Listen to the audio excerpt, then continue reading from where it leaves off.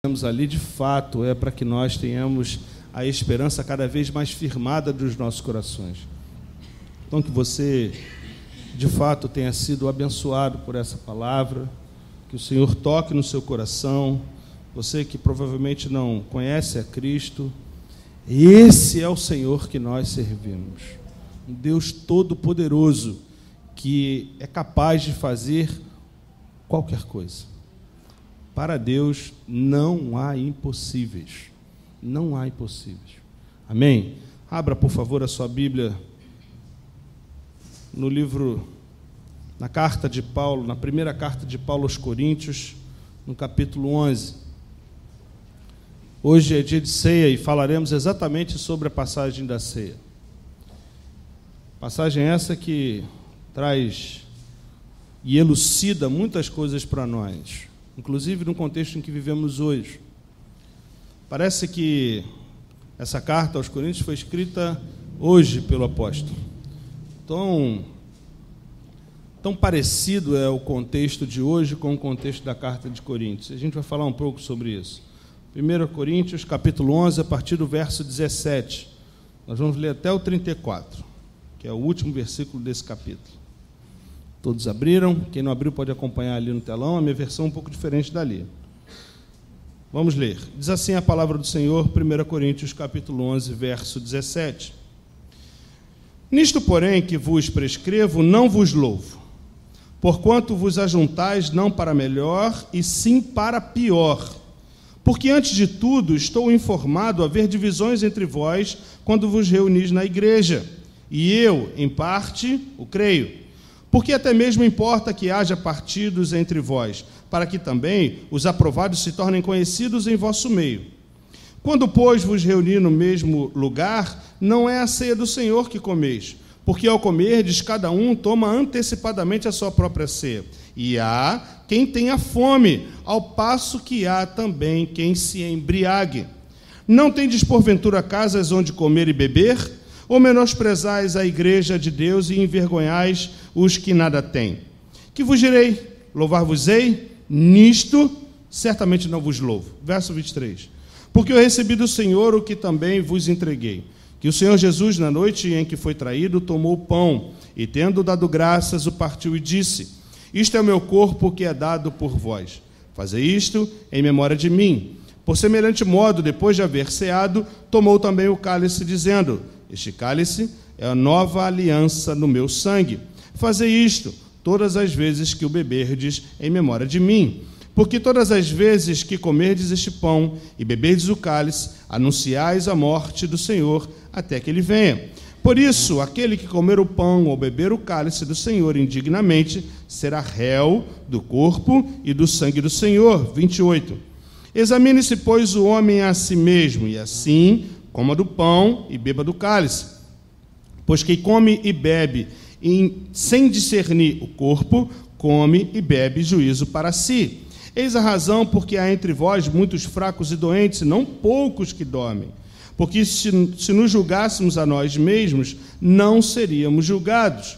Mas, quando somos julgados, somos disciplinados pelo Senhor, para não sermos condenados com o mundo. Assim, pois, irmãos meus, quando vos reunis para comer, esperai uns pelos outros. Se alguém tem fome, come em casa, a fim de não vos reunirdes para juízo. Quanto às demais coisas, eu as ordenarei quando for ter convosco. Amém. Vamos orar. Pai de infinita graça e eterno amor, obrigado porque a Tua palavra viva foi falada, Senhor. Palavra essa que nos tem transformado a homens e mulheres segundo a Tua plena vontade. Que essa palavra encontre morada nos nossos corações e tudo quanto for dito, seja dito a partir do Teu trono, Senhor. Que tudo quanto eu venha a falar, Senhor, não fale de mim, mas do Senhor. Toma-me em Tuas mãos como instrumento tão somente, Senhor, do fluir da Tua graça. Que Teu amor repouse sobre nós e que a Tua palavra encontre morada nos nossos corações e venhamos a dar bons frutos para a glória do Teu santo nome. Nós choramos em nome de Jesus Cristo, nosso único e suficiente Salvador. Amém. Essa passagem ela é muito conhecida, principalmente a partir do verso 23, que a gente ministra sempre a ceia a partir dela. Só que ela tem um contexto diferente. E quando a gente olha, a partir do verso 23, a gente tinha que, na realidade, ler um pouco antes, que foi obrigatoriamente isso que eu fiz, justamente para trazer o contexto desta carta. Essa carta ela vai ser escrita pelo apóstolo Paulo na sua segunda viagem missionária. Paulo funda essa igreja, ele fica 1 ano e meio ali pregando o evangelho, fundando e organizando a igreja, e depois ele vai para a cidade de Éfeso, e dali então ele escreve essa carta para a igreja de Corinto. Essa primeira carta é uma resposta de Paulo a alguns questionamentos da própria igreja. E é interessante da forma como ele fala, principalmente logo no primeiro versículo, lá no primeiro capítulo, ele vai falar, no capítulo 1, verso 7, ele vai falar assim, ó, de maneira que não vos falte nenhum dom, agradando vós a relação, etc. Ele lá no verso 7, no capítulo 7, perdão, no verso 1, ele vai dizer assim, ó, quanto ao que me escrevestes, sua igreja escreveu uma carta para ele está respondendo à igreja, é bom que o homem não toque em mulher. Então, essa carta é uma resposta a uma diversidade de assuntos. Daí, uma das cartas tão importantes, até para o cânon, quando a gente olha, ela é colocada logo depois da carta de Romanos. A gente sabe que Romanos, como estudamos, inclusive, agora de manhã, na EBD, fica aqui o convite para todos, inclusive, que nós começamos hoje a história de Romanos, sendo a carta magna da teologia paulina. Essas cartas vêm logo em seguida, dada a sua importância. Então, olhar para esse contexto é fundamental para o entendimento. Porque uma coisa que é importante a respeito da leitura bíblica e da meditação teológica, sempre há um interesse por parte de quem estuda e analisa a descoberta da ideia primordial do escritor endereçada a seus primeiros leitores. Porque, às vezes, e esse é um perigo que acontece, nós tiramos um texto fora de seu contexto, longe das perspectivas do escritor e principalmente dos primeiros leitores, e podemos fazer algumas inferências infelizes e então distorcer totalmente a palavra. Por isso, a exigência que temos tido em trazer, de fato, esse contexto para que os irmãos possam entender. Essa problemática que acontece com a igreja chega até Paulo através de uma irmã que congregava nessa igreja chamada Cloé. Cloé leva essa carta para Paulo e falando para ele dos problemas que estavam acontecendo. E todos esses desacordos, Paulo, em parte, trata a partir dessa carta. Lembramos que Paulo escreve 2 cartas para a igreja de Corinto. Tinha muito problema, né? Aleluia. As igrejas hoje são muito tranquilas, né? Não. Então começa a navegar com a gente por esse mesmo contexto. E vai olhando ao seu redor de como as coisas estão. Olha que interessante. Esses desacordos que Paulo vai tratar, ele trata sempre sob a perspectiva de uma resposta, uma solução vinda de Deus, não de Paulo. Ele sempre vai falar isso. Percebam na leitura dessa carta que ele sempre vai propor sobre a perspectiva divina, não de Paulo, porque ele sabe das suas limitações como homens. Parecem que homens hoje se acham cada vez mais super-homens. E às vezes alguns se intitulam quase que semideuses, né? É tanto cargo eclesiástico que eu já até me confundo, eu não sei mais quem é, tem um tal de pai apóstolo agora, eu não sei o que é isso. Me foge a compreensão. Pai apóstolo, não consigo. Eu não acho isso nas Sagradas Escrituras. Eu não sei porquê, mas tudo bem. Acho que deve agradar a alguns esse tipo de coisa. Eu acho bem ruim, inclusive. Mas faz parte. Corinto era, e percebam esse contexto, Corinto era uma das cidades mais importantes daquele mundo, da época. Ela se equivale, inclusive, a Atenas, a Roma, que era a cidade, a capital do Império Romano, na época de Paulo, inclusive, Alexandria, que foi um centro acadêmico gigantesco, principalmente a partir do século VI, ali, século VII. E Corinto está nesse mesmo patamar de cidade, tamanha importância que é. E por que isso? Até pela proximidade que ela tinha na Grécia e sua posição geográfica também. Corinto é banhada por os dois principais mares do Antigo Oriente, o mar Egeu e o Jônico. Logo, as rotas marítimas aconteciam basicamente em Corinto. Ao invés das embarcações preferirem ir até Atenas, que é um pouco mais acima, elas iam diretamente em Corinto, fica logo na rebarba, lá na ponta mesmo. Então, o porto de Corinto, por exemplo, era um porto muito movimentado. E, assim como Corinto e também as outras cidades que eu falei, tinham um bando de gente. O mundo se encontrava em Corinto também. Então, era uma diversidade de pensamento, filosofia, religião, desejo, expectativa, frustrações. Imagine qualquer tipo de coisa que tem numa grande metrópole. Tipo essa que a gente vive. Era a mesma coisa. O contexto era exatamente igual. A cidade de Corinto recebia essa gente do mundo inteiro. E essas pessoas, certamente, com esse caldeirão cultural fervilhante que era Corinto, trouxe alguns empecilhos, alguns problemas para a igreja. Parecido com o que a gente tem hoje. Eu leio isso aqui, eu não consigo me enxergar fora e não consigo olhar e falar assim, isso aqui é para um tempo passado. Eu não consigo, eu me esforço. Eu acredito, eu me esforço bastante. Por isso que eu tento lá buscar o contexto da época, etc., para falar assim, cara, isso é só lá atrás, né? Não acontece que... não.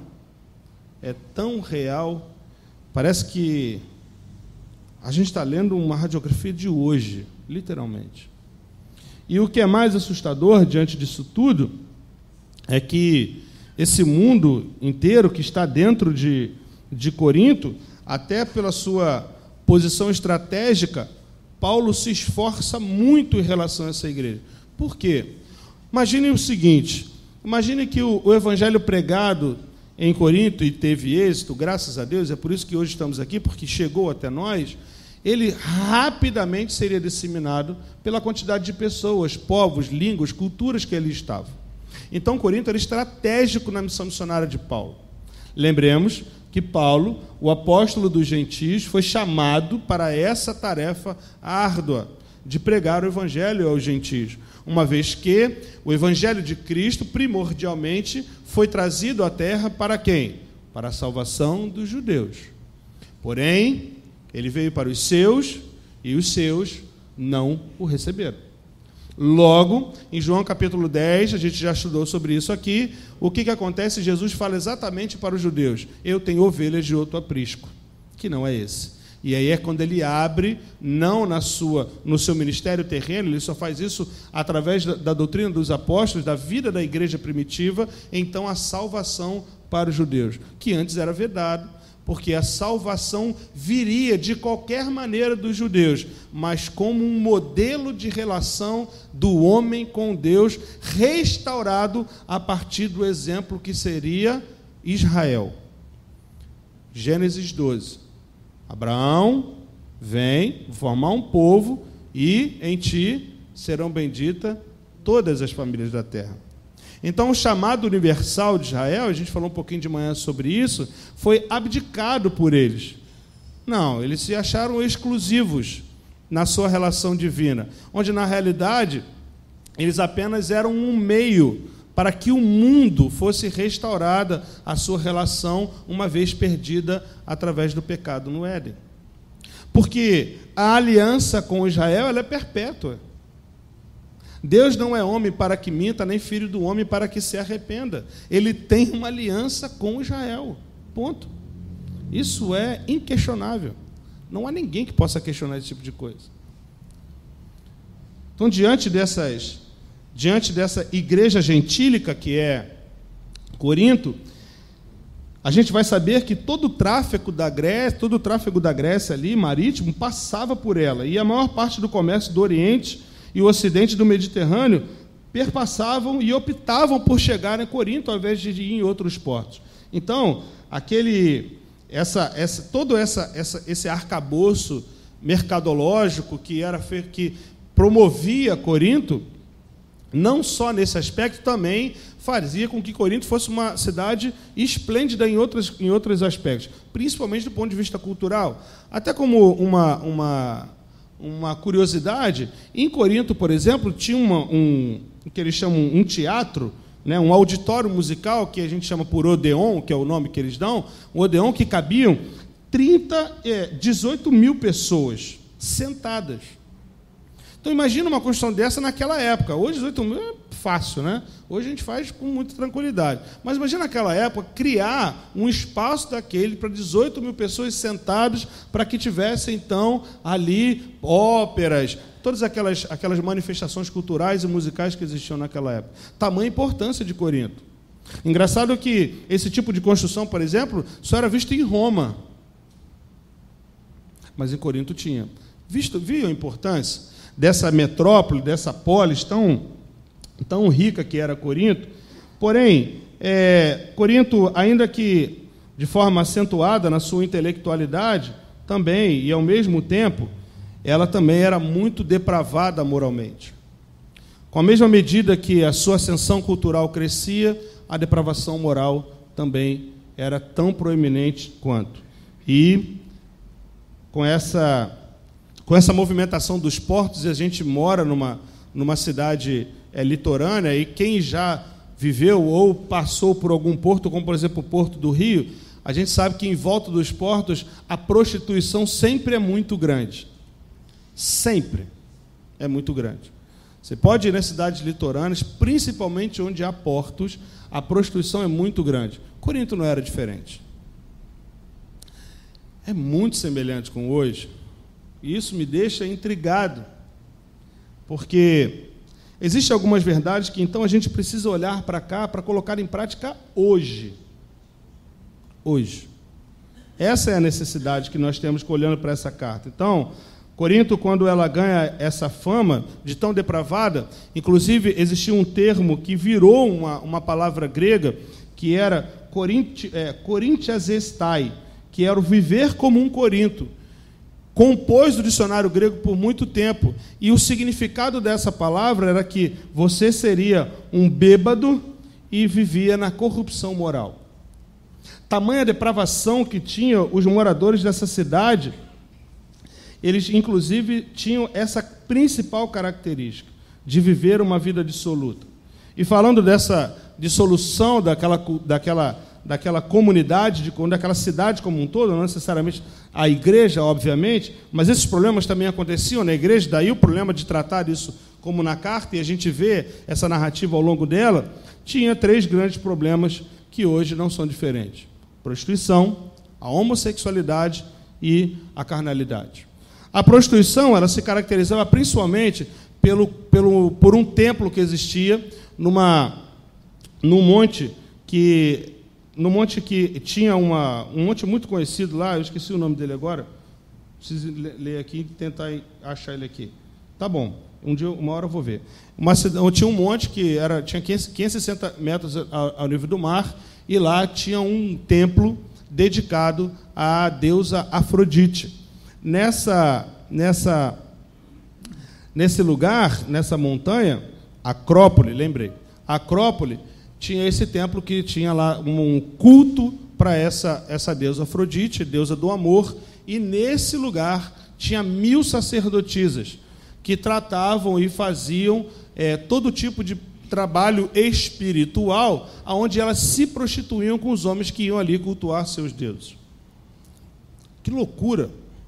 E não obstante a isso, só no templo, à noite essas mulheres desciam para os portos, para que então ali a prostituição fosse liberada. E isso era o clima dessa cidade, marcado por uma profunda promiscuidade sexual. Não obstante essa prostituição, também a homossexualidade, e Corinto tinha também essa característica. Até o apóstolo Paulo, no capítulo 6, dos versos de 9 a 11, ele cita isso, que os efeminados não herdarão o reino dos céus. Tamanha coisa era esse problema lá também.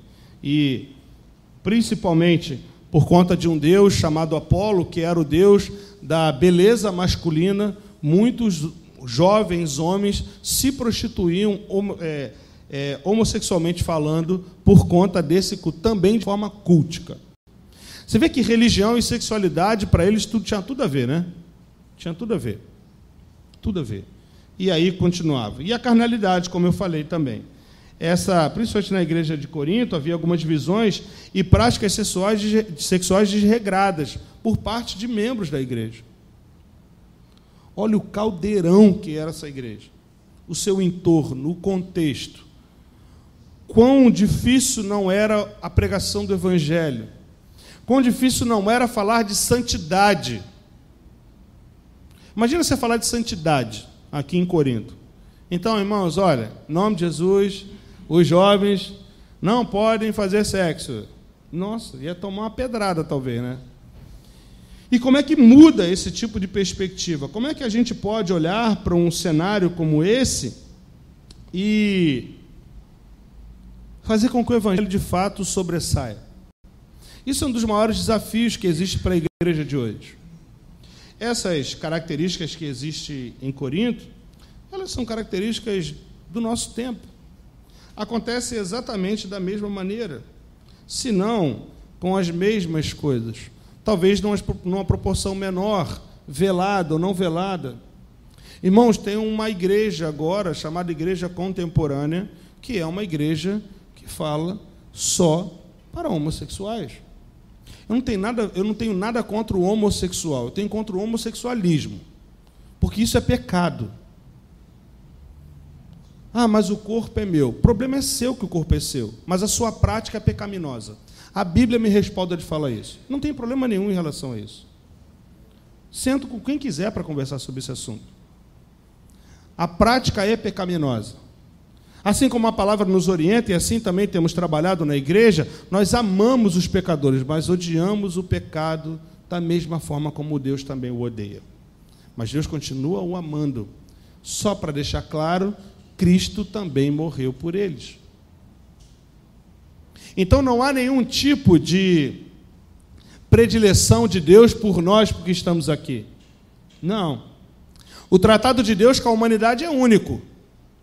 Há um chamado universal, rejeitado por Israel, mas depois há a pregação do Evangelho para que todos os gentios tivessem acesso à salvação. Nós estamos aqui justamente por conta disso. Porque se não fossem esses homens, com toda a sua impetuosidade, dificuldade encontrada, porque certamente não foi nada fácil pregar o Evangelho em Corinto, talvez nós não estivéssemos aqui. Não estivéssemos aqui.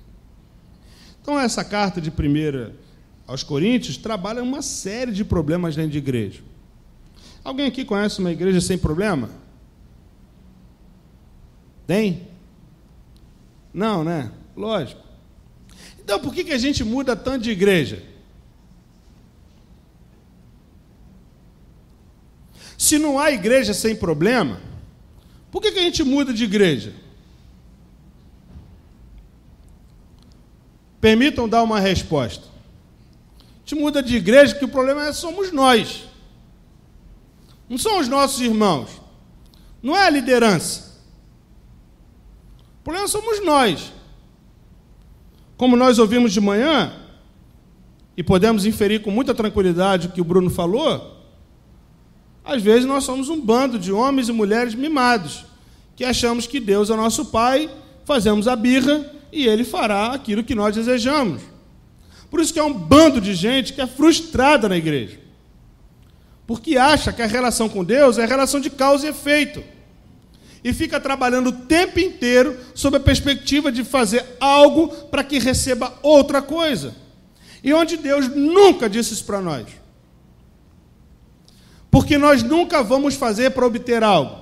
Aprendam isso. Deus já nos deu todas as coisas. Tudo quanto nós fazemos hoje é em resposta a tudo que Ele já nos deu. Nós não precisamos de absolutamente nada. Nada. Olhe para a sua vida e diga algo que você precise. Pense sinceramente, examine o seu coração e pense sinceramente nas coisas que nós temos pedido a Deus. E veja se são, de fato, necessidades reais. Será que são? Amados, eu digo isso para mim, não estou aqui apontando o dedo para ninguém, muito pelo contrário. Eu compartilho com os meus amigos mais íntimos, eu falo sobre essas coisas. o quanto isso me incomoda. Porque às vezes a gente olha para um cenário como esse e nós nos achamos melhores do que os outros. Onde? As nossas igrejas estão cheias de problema. Amém. Eu sempre uso a mesma analogia que um dia aprendi e guardei para mim a vida inteira. E pretendo guardá-la pelo resto da vida até que alguém me convença de algo diferente. A igreja pode se assemelhar à arca da aliança que foi feita lá com Noé. Vocês acham que o cheiro era agradável, com aquele bando de bicho lá, copulando, defecando, urinando? Tinha janela? Tinha não, amados. Não tinha não. E era bicho dar com pau, hein? Mas era muito bicho, que o negócio era grande. Fedia muito. Muita coisa. Mas na arca havia vida. Fora dela só tinha morte. Então, ao invés de pensar sobre igrejas que têm problema, façamos a nossa autoanálise, sejamos sinceros conosco e descobramos quais são os nossos problemas e vamos resolver entre nós, como amigos e irmãos em Cristo, porque Ele morreu por todos nós, para que hoje nós estivéssemos aqui amando sinceramente uns aos outros. Por isso que a gente se alegra quando tem um testemunho como esse de Altamir. Por isso que a gente chora quando os irmãos choram. Por isso que os irmãos choraram conosco quando nós perdemos Joana. E isso é que faz diferença. Isso vai fazer diferença. Porque se não for isso, amados, a gente tem que fechar a porta e tratar outro lugar. Vamos fazer outra coisa da vida. Porque se esses irmãos, diante dessa dificuldade, fechassem as portas, o que seria de nós hoje? Ou vocês acham que foi fácil? Não foi, não. Todos os apóstolos, senão João, morreram assassinados. Todos, senão João. Foi o único que morreu de morte morrida, digamos assim. Foi o único que morreu de morte natural, exilado lá. O resto foi todos eles assassinados. E teve muitos outros mártires na história da igreja. Para que hoje nós pudéssemos estar aqui sentados, acomodados, com ar-condicionado. Nós vamos ceiar, vamos ter uma festa depois, bolo e guaraná, muito doce para você, né? Todo mundo pensou a mesma coisa que eu. E vamos comer bolo e guaraná e vamos festejar. Olha que coisa boa isso. Mas há um problema, e essa carta trata disso, e de fato é esse o problema que eu quero trazer. É o problema da ceia do Senhor, que nada mais é do que a materialização da consciência daqueles irmãos. Consciência essa que muito permeia algumas das nossas igrejas. E como é que isso se dá? O apóstolo Paulo, no versículo 2 do capítulo 11, que nós lemos, ele faz um elogio. Fala assim, olha, legal, hein? Vocês estão bem aí, legal, boa, esse tipo de coisa, mas tem um monte de coisa aí de problema. Vamos tratar um desse agora, que esse é um problema da ceia. E é o problema que nós vamos tratar hoje. A consciência que devemos ter diante desse memorial tão importante para a igreja ao longo de todos esses séculos. Paulo, quando ele vai tratar sobre esse problema, ele sabe do que está acontecendo, já foi informado das divisões que acontecia dentro dessa igreja de Corinto, e essas divisões chegaram a uma proporção alarmante. Além do culto à personalidade em torno de alguns líderes, a gente vê isso lá no capítulo 1, no verso 12, sou de Paulo, sou de Apolo, parará, pererê, pão duro.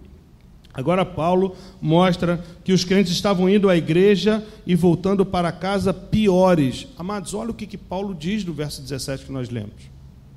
Que palavra dura. Ele diz assim, nisto, porém, que vos prescrevo, não vos louvo, porquanto vos ajuntais não para melhor, e sim para pior.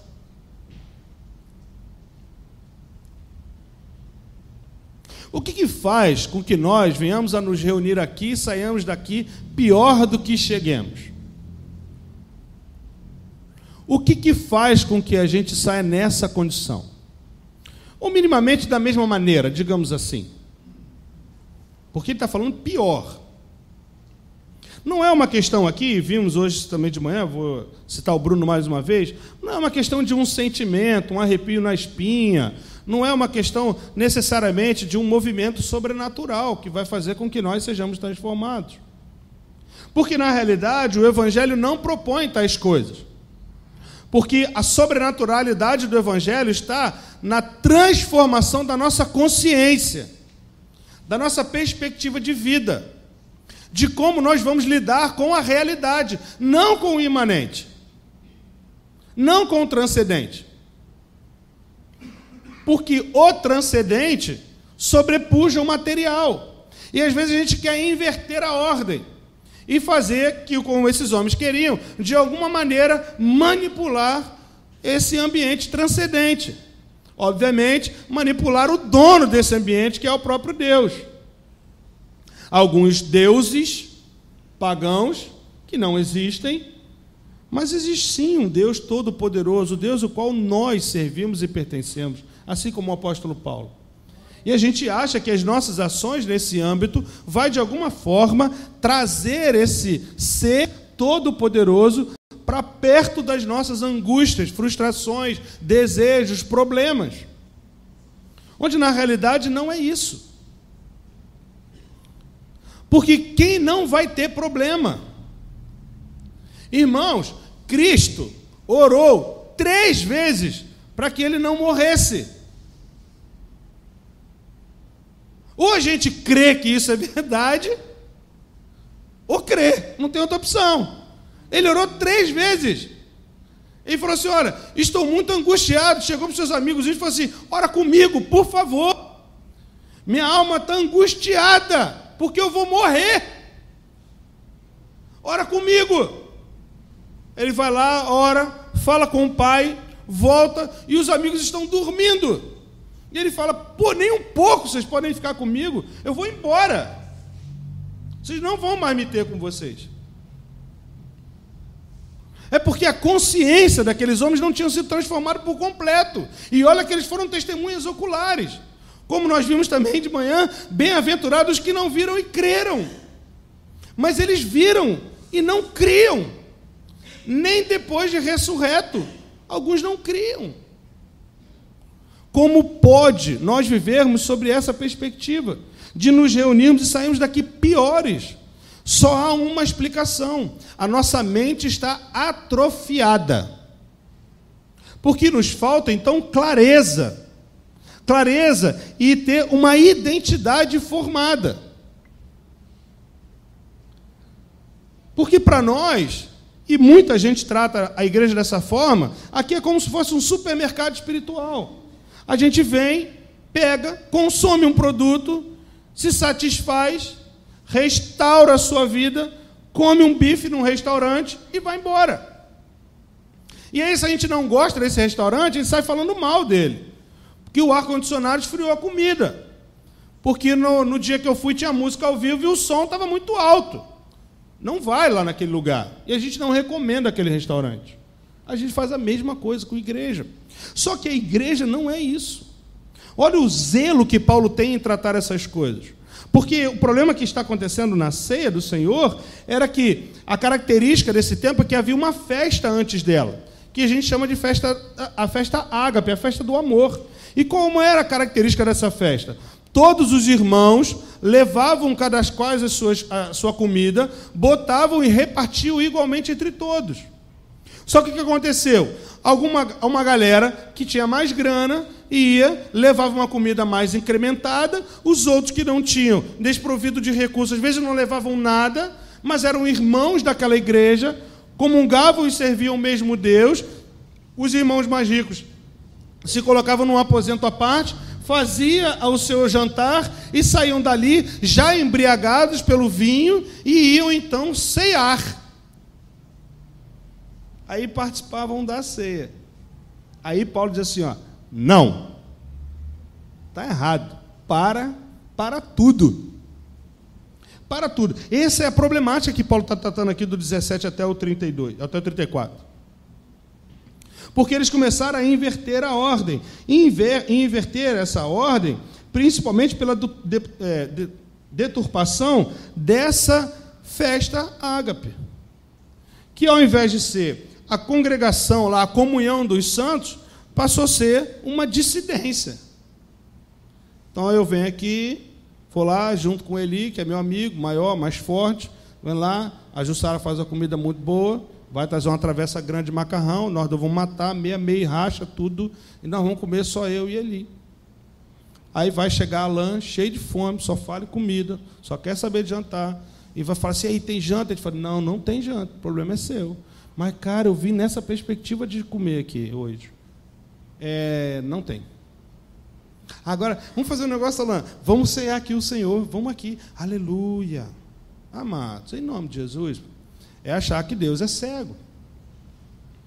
Porque Deus não está olhando só a nossa atitude, Deus está examinando o nosso coração nisso. Então, qual é a motivação de nos reunirmos? É simplesmente vir aqui consumir algo? É de ouvir algo e falar assim, eu vim aqui, vou lá pegar uma injeção de ânimo para minha semana, vou lá me carregar. Isso aqui não é um lugar para carregar suas baterias, não, cara. Não é não. O motivo de nos reunirmos aqui é louvar ao Senhor pelos seus grandes feitos. Esse é o objetivo do culto, glorificar a Deus por tudo o que Ele já fez. E se Ele fizer algo a mais, bendito é o nome do Senhor, porque Ele não precisa fazer absolutamente nada. Nada. Quem precisa fazer somos nós. Sabe o que a gente precisa fazer? Obedecer. Coisa que muitos de nós não fazemos, às vezes. Pecamos, às vezes, deliberadamente, conscientemente. E quando a gente olha para cá, é exatamente isso que esses homens estão fazendo, pecando deliberadamente. Ao invés de ajuntar e espalhar. Para quê? Se o objetivo de Deus é reunir uma família. É por isso que nós nos chamamos de irmãos, porque temos o mesmo Pai Celestial. Pai esse que se esforça desde a eternidade para nos congregar neste lugar, nesse momento, nesse dia. Que cheguemos aqui cheios dos nossos queixumes, com os nossos problemas, com as nossas dores. Não há problema nenhum. Mas diante da comunhão, sejamos sarados pelo Espírito Santo. Sejamos sarados pelo amor mútuo, pelo carinho, pelo afago, pelo abraço, pelo beijo. É disso que a igreja precisa. Não é de dissensão, de discutir e saber quem é melhor ou quem é pior. Colocar vamos colocar no papel o que nós achamos. Não. Vamos ceder. Por que a gente não pode ceder, às vezes, as nossas posições? Somos tão turrões, às vezes. Achamos que as coisas devem ser da forma como a gente acha que tem que ser e vamos levar isso até o fim, cabalmente, independente do desdobramento disso. Quantas pessoas não são machucadas por conta de ações como essa? Alguns desses irmãos que iam lá, era a única refeição que eles faziam. E os irmãos diziam assim, você não vai comer hoje. Mas por quê? Porque você é pobre. Eu sou rico, eu tenho dinheiro. Isso não acontece com as igrejas hoje, obviamente, né? Não tem. A gente não tem lideranças sendo levantadas por conta desse tipo de relação. Logicamente que não tem. Né? Não temos, de fato não temos. Tudo isso se dá porque a gente não tem a consciência do que de fato isso representa. E o meu desafio nessa noite é trazer à luz esse tipo de coisa. De olhar para esse copo com suco de uva, esse pão, esse pedacinho de pão, e fazer com que a gente, de fato, hoje saia com a nossa mente transformada. Tamanha responsabilidade, tamanha importância que tem esse ato. Tão singelo, na maioria das vezes. Tão singelo. A gente, às vezes, canta um hino por conta disso. E essa ceia do Senhor tem por principal objetivo trazer à memória a morte expiatória de Cristo. É bem verdade que essa reunião anterior do ágape, que era alimentar uns aos outros, da comunhão, do amor, de congregarmos, de sabermos os problemas uns dos outros, de discutirmos, de nos alegrarmos, de chorarmos uns com os outros. Porque às vezes a gente chega na igreja quebrado, irmãos. Às vezes a gente chega querendo só um abraço. Só um abraço. Vou me dar o direito de dar um testemunho meu aqui, de me autorreferenciar.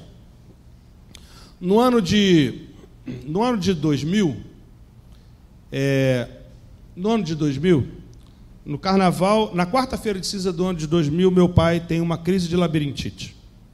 E eu tinha acabado de me separar da minha primeira esposa, e eu estava com uma depressão muito grande. Eu ficava em casa, fumava 2 maços de cigarro, só fazia uma refeição por dia, dormia de 6 ao meio-dia e bebia água.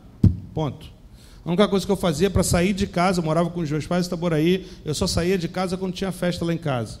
E a festa lá em casa era boa, porque era regada a cerveja. Eu gostava boa de uma rama. Bebia bem uma rama. Bebia muito. E ali eu fiquei por alguns tempos. Quarta-feira de cinzas, meu pai tem uma crise de labirintite, se interna, e a gente corre com ele para São Gonçalo, interna ele no COG em São Gonçalo, que nem existe mais. E aí eu então encontro com a minha tia, e ali a gente tem uma conversa, e minha tia falou assim, cara, vem para Niterói, mora com seus avós, vovô e vovó estava velhinho, sua tia está precisando de ajuda, vem cá ajudá-los. Falei, pô, tia, preciso, mas mais do que ajudar, eu preciso também de ajuda. Eu preciso voltar para a igreja. Eu já estava afastado, conheci o Senhor muito novo, como adolescente, tive experiências fantásticas com o Senhor, e por um monte de percalços a gente se afastou do Senhor. E ali eu vim para cá, desempregado, arrumei um emprego, e aí tendo que pagar a pensão. João Vitor já era nascido, né? Para quem não sabe, eu tenho um filho de 22 anos, então um menino, né?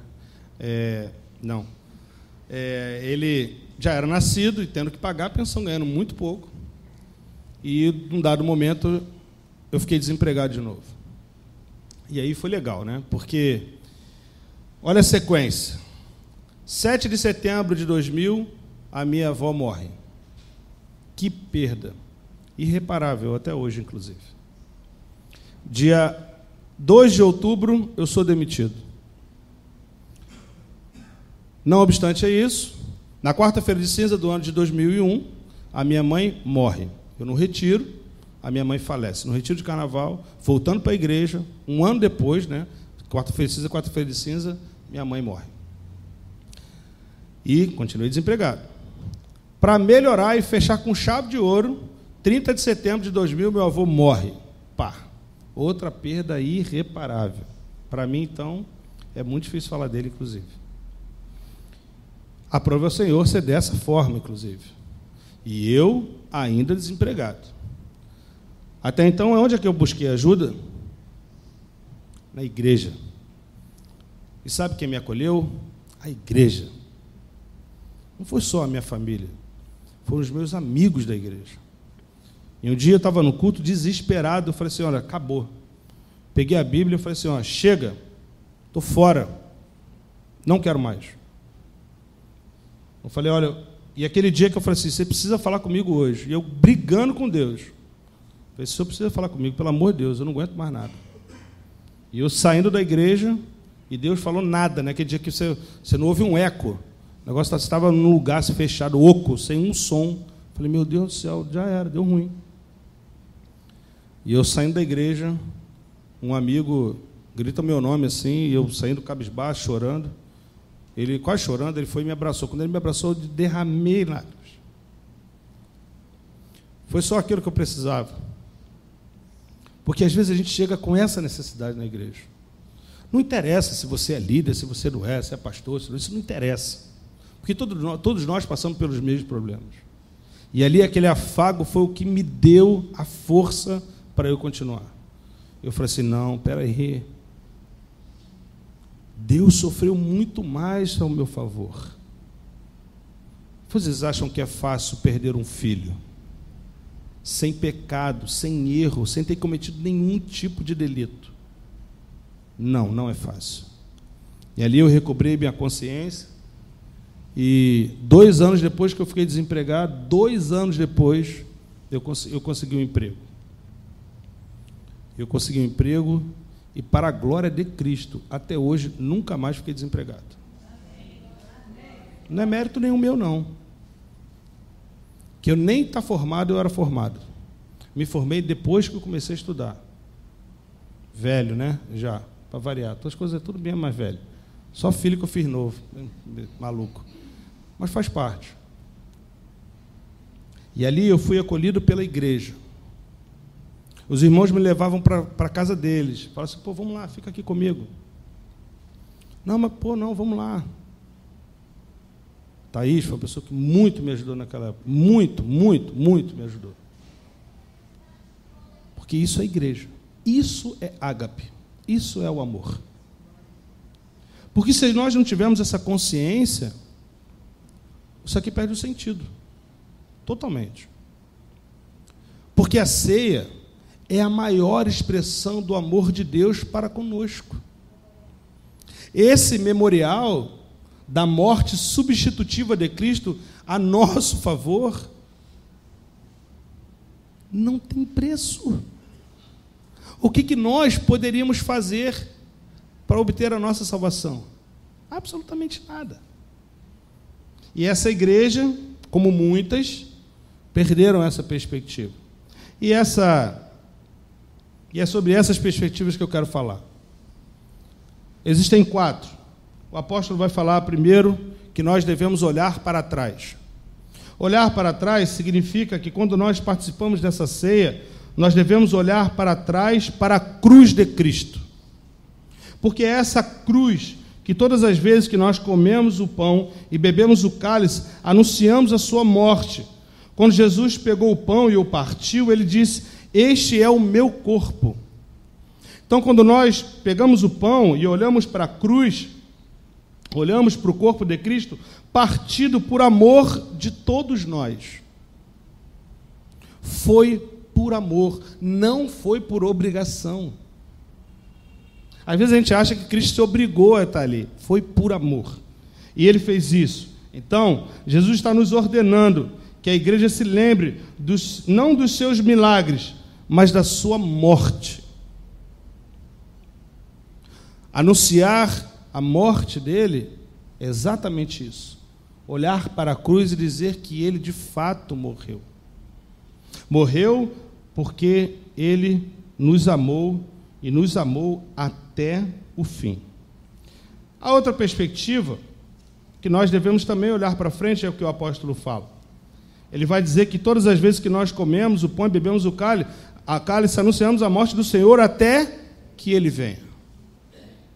E esse até que ele venha, a ceia nos aponta para a segunda vinda de Cristo. A Eucaristia aponta para a parúzia. Há um clima de expectativa em toda a celebração da ceia do Senhor. A segunda vinda de Cristo é a grande esperança do cristão num mundo onde o mal tem feito tantos estragos. Atrás, nós apontamos para a morte. Quando olhamos para frente, nós estamos apontando para a sua volta redentora. Porque, como Israel falou, Cristo está vivo. Aleluia! Ele está vivo e reinando.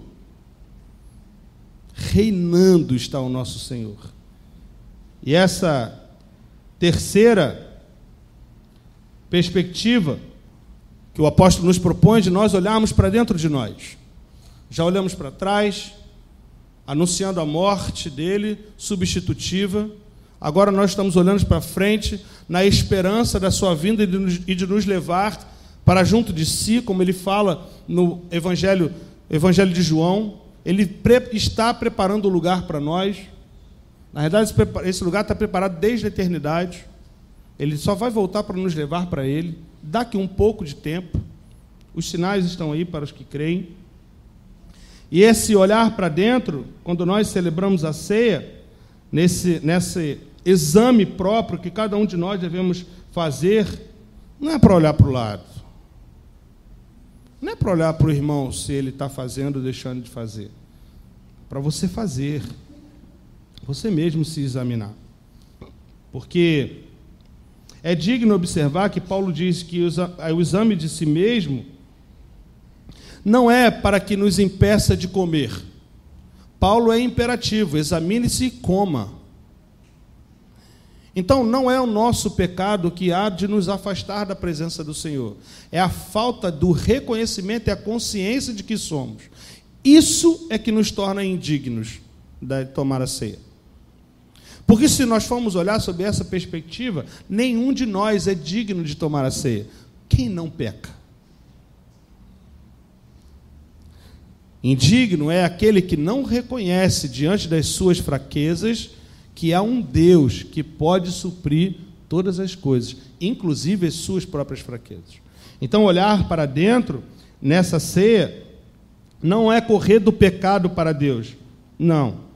Nem é fazer com que exatamente nós venhamos não correr de Deus por conta do pecado, mas através do reconhecimento e consciência do nosso pecado, corremos para Deus, porque só Ele há de nos perdoar.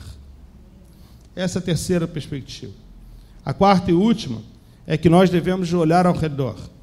O apóstolo ele vai falar que quando nós participamos dessa ceia, olhamos para trás, para a cruz, olhamos para frente, para a sua segunda vinda, olhamos para dentro como um autoexame e olhamos também ao nosso redor.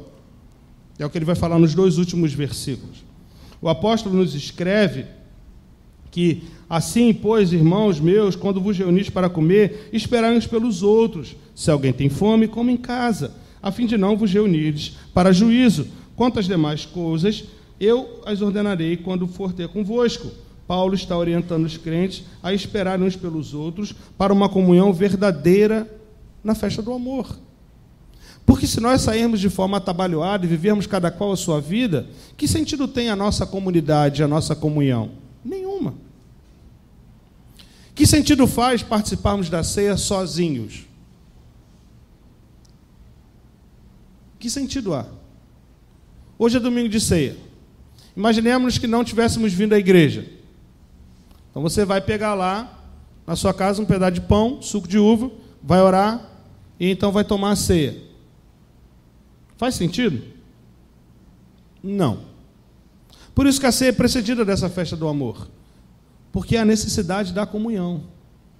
Porque é através da comunhão dos santos que nós vamos publicar ao mundo o amor que temos por Deus. Porque aquele que diz que ama a Deus e não ama o seu irmão, é mentiroso.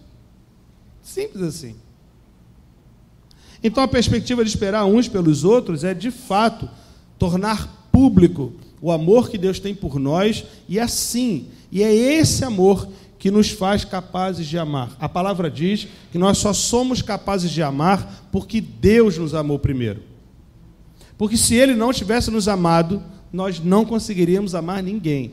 E nós sabemos que amor, e já falamos isso aqui algumas vezes, amor não é sentimento. Amor é ação. Por isso que a morte de Cristo, ela é uma morte em amor, porque há uma ação de se entregar. Eu sempre uso o mesmo exemplo, né? Jaqueline não está aqui, né? A gente sempre combina. Eu nunca posso dizer que a amo. Eu sempre pergunto se a amo. Ela vai dizer se de fato eu a amo. De que forma? Através das minhas ações com ela. Não adianta nada eu dizer que a amo e eu, por exemplo, agredi-la. Que amor é esse? Louco, doentio. Tem gente que acha que isso é amor, mas não é. A gente sabe disso. Então, amar é agir, não é ter sentimento. Ter sentimento são outras coisas. Ó, Pedro, eu te amo, né? Não é assim? Aleluia. Tem que mostrar que ama. Isso tem que ficar claro. Porque só o discurso não vale a pena, né? A gente sabe que não é assim, e a palavra nos diz isso. Concluindo, meus amados irmãos, participar da ceia do Senhor de forma indigna, Paulo vai escrever isso também para nós. Calvino vai falar sobre esse ponto de forma muito brilhante, né? Como ele é peculiar, inclusive. Que ele vai dizer que participar da ceia de forma digna é ter a consciência da nossa própria indignidade. Quem é digno de estar na presença do Senhor? Não há ninguém digno disso. Mas Ele, pelo seu sangue derramado naquela cruz, nos torna, então, filhos amados do Senhor e nos leva à presença plena do Pai. Porque é por conta do sacrifício de Cristo que entramos com ousadia no Santo dos Santos, na presença do Deus Todo-Poderoso. E o sangue dele, que nos purifica e nos limpa de todo o pecado, faz com que de fato não sejamos consumidos diante da presença do Senhor. Porque se não fosse o sangue do Senhor, seríamos fulminados.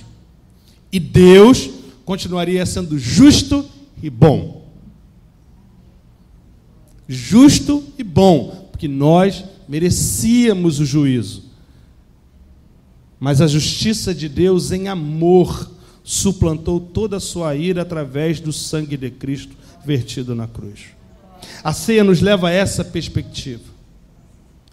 Então, ao pegar os elementos, nós vamos orar, nós vamos consagrar esses elementos, tenha essa consciência de que a nossa dignidade é a consciência da nossa indignidade. Ninguém é digno de pegar o pão e tomar o cálice. Ninguém. Nenhum de nós. Por nós mesmos, sim. Mas pelos méritos de Cristo, todos somos. Então, se você tem essa consciência, se você, como de costume a gente sempre fala, se você é batizado nas águas, que é a sua profissão pública de fé daquilo que Deus já fez no seu coração, se você é convidado, está em comunhão com a sua igreja, participe conosco da ceia do Senhor. Sabendo que através desse simples ato, um pedaço de pão e um suco de vinho, a libertação, a cura. Todas as vezes que nós fazemos essas coisas. Lembre-se disso. Precisamos sim discernir o Cristo, o que Cristo fez por nós. Precisamos compreender esse sacrifício tão precioso. Participar da ceia de forma irrefletida, ou participar da ceia hospedando o pecado no coração, sem a devida disposição de arrependimento, isso sim é indigno. É tornar-se réu do sangue e do corpo. Então eu queria te propor a fechar os seus olhos, para que você ore, se coloque diante do Senhor. Nós vamos orar para consagrar os elementos, nós vamos cantar um hino, e eu quero convidar você a refletir sobre a sua indignidade. Diante de todos os problemas que nós temos vividos hoje em dia, quem é digno diante do Senhor? Senão Ele, que nos torna homens e mulheres dignos de sermos chamados seus filhos amados. Fale com o Pai. Como nós falamos no início, Deus está neste lugar. Você não precisa ver um anjo, você não precisa sentir um arrepio na sua espinha, você não precisa ter um movimento sobrenatural, não precisa cair, não precisa fazer nenhum tipo de barulho, não precisa. Porque Deus manifesta-se conforme a plena vontade dEle, porque Ele é o dono desse culto. É para Ele que nós estamos reunidos e prestando um culto. Todo louvor, toda glória, toda oração, todo aleluia sejam dadas a Ele, não a homem algum. Fale com o Pai. Curva a sua cabeça, feche seus olhos, peça perdão, libere o perdão, se coloque de forma verdadeira na presença do Senhor. Faça isso, Senhor, conosco nessa noite. Som dos nossos corações, de cada um que aqui está, Senhor. Independente da sua condição, da sua consciência religiosa e espiritual, independente da sua condição financeira, independente da sua posição social, independente da sua cor de pele, independente da sua consciência, independente, Senhor. Porque a nossa vida só faz sentido se ela estiver pautada no centro da Tua vontade. Que fora dela estamos totalmente perdidos, Senhor. Se há alguém aqui nessa noite, em nome de Jesus, vivendo na periferia da vontade de Deus, Senhor, traga-o para junto de Ti, em nome de Jesus. A nossa carne briga, Senhor, com o Espírito sim. E nós sabemos que o Senhor se esforça para nos ter no Teu seio. porque nós lutamos todos os dias contra isso.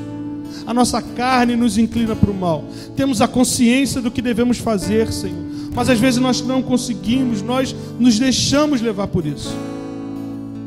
Nos fortaleça, Espírito Santo de Deus, para que possamos sim dar o testemunho vivo e eficaz da transformação que o Senhor fez nas nossas vidas. Nós não estaríamos aqui, Senhor. Onde estaríamos agora? Perdidos. A tua palavra diz que não há um justo sequer. Todos estão destituídos do pecado. Todos estão destituídos da graça por conta do pecado. Todos nós, Senhor, estávamos mortos, inconscientes da nossa condição. Mas o teu Espírito, por amor, soprou vida em nós, Senhor. E esse sopro de vida nos traz a consciência de que somos os teus filhos e vivemos debaixo das tuas asas, Senhor. Louvado seja o teu santo nome. Que o teu sacrifício, Senhor, seja lembrado todos os dias nas nossas vidas. Que recobremos a consciência de todo o teu esforço. Como homem, Senhor, o Senhor se entregou no nosso lugar, para que hoje nós tivéssemos vida em abundância. Aleluia. E através do teu esforço, o Senhor nos garantiu a salvação eterna, Senhor, para vivermos uma eternidade ao teu lado. Ó Deus, aleluia.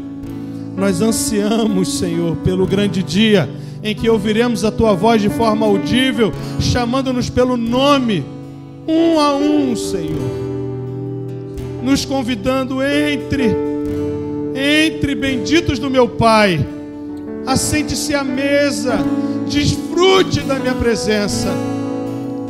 Oh Deus, nos ajuda, Senhor, a continuarmos firmes na nossa caminhada comunitária, Senhor. Sem os meus irmãos eu não vou conseguir, Senhor. Eu não vou conseguir. Nós precisamos uns dos outros, Senhor. Dá-nos essa consciência coletiva, comunitária, de andarmos de braços dados, Senhor. Quando os nossos joelhos estiverem trôpegos, Senhor, nós sejamos sustentados pelos nossos irmãos. Em amor, Senhor, em cumplicidade, Senhor, em lealdade para com uns com os outros, Senhor. Nos ajuda, Jesus, porque é isso que o mundo precisa ver em nós.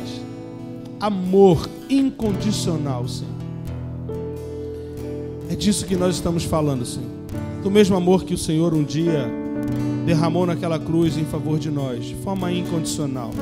Nós não merecíamos absolutamente nada e o Senhor nos deu todas as coisas. Aleluia. Bendito seja o teu santo nome, Senhor. Continue, meu irmão, orando ao Senhor. Nós vamos cantar uma canção. Consagre-se ao Senhor, peça perdão, coloque-se diante de Deus e entregue a sua vida ao Senhor. Entregue a sua vida ao Senhor.